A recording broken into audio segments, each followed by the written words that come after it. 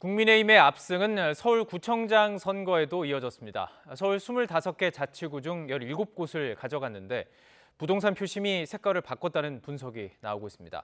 지난 지방선거에서 더불어민주당이 서울구청장뿐만이 아니라 서울시 의회, 경기도 기초단체장 모두 싹쓸이했지만 이번에는 국민의힘이 큰 승리를 거뒀습니다. 권남기 기자입니다.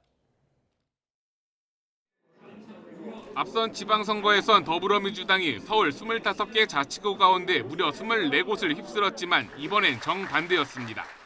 국민의힘은 17곳에서 승리하며 4년 전의 악몽을 말끔히 씻어냈습니다. 지난 대선에 이어 이번에도 부동산 표심이 승부를 가른 거로 보입니다.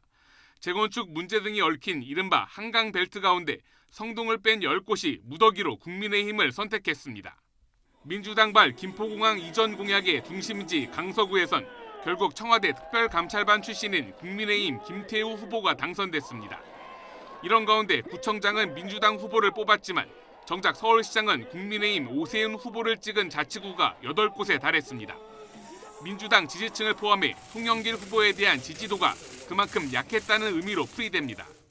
구청장들, 시의원, 구의원 후보들의 당선에 도움이 되고자 최선을 다했는데 아쉬움이 큽니다. 민주당이 독식했던 서울시 의회의 권력 지형도 완전히 바뀌었습니다. 지난 2018년 지방선거에선 민주당이 당시 110자리 가운데 102석을 차지했지만 이번 선거에선 국민의힘이 112자리 중 60석 이상 과반을 차지했습니다. 서울시 예산안 심의권과 행정감사 등 막강한 권한을 가진 시의회의 과반을 국민의힘이 차지함에 따라 재선에 성공한 오세훈 서울시장의 역전 사업도 더욱 탄력을 받게 됐습니다. 뭐 일 좀 하려고 그러면 시의회에서 뜻대로 되는 게 없었죠? 정말 서럽고 외로웠었습니다. 접전 끝에 김동연 더불어민주당 후보가 승리한 경기도, 기초지자체에선 국민의힘이 압승했습니다.